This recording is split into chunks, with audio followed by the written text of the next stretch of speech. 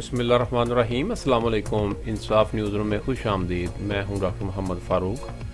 खबर शामिल करते हैं मंडी बहाउद्दीन से। SHO थाना मियाना गोंदल साजिद महमूद भट्टी की मनशियात फरोशों के खिलाफ भरपूर कार्रवाइयाँ जारी।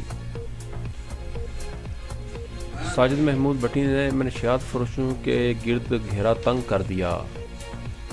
हमारे ब्यूरो चीफ अनायतुल अंजम क्लियर की रिपोर्ट के मुताबिक SHO थाना मियाना गोंदल अपनी मखसूस टीम के साथ बोर्ड चौक में मामूल के गश्त पर थे कि एक मशकूक गाड़ी नंबर LEE897 मॉडल 2007 आई, जिसको मशकूक जानकर रुकने का इशारा किया, जिसकी ड्राइविंग सीट पर बैठे शख्स की गोद में नीले रंग का शापर मिला, जो कि पुलिस को मशकूक लगा।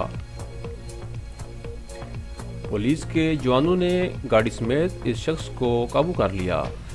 जामे तलाशी पर इस शख्स से 1 किलो 940 ग्राम चर्स बरामद हुई। बाद में इस शख्स ने अपना नाम सदाकत अली वल्द सुल्तान अहमद कौम गोंदल सकना गढ़ कायम बताया।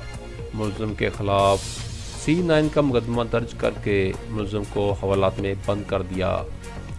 SHO थाना मियाना गोंदल साजिद महमूद भट्टी ने सहाफ़ियों से बात करते हुए कहा कि मनशियात फरोश इस मुआशरे के नासूर हैं, इनका मुकम्मल ख़ात्मा ज़रूरी है। इन मनशियात फरोशों की वजह से हमारे आजकल के नौजवान स्कूल और कॉलेज के बच्चे इस लत में पड़ चुके हैं। इन मनशियात फरोशों का ख़ात्मा मेरी अवलीन तरजीह है।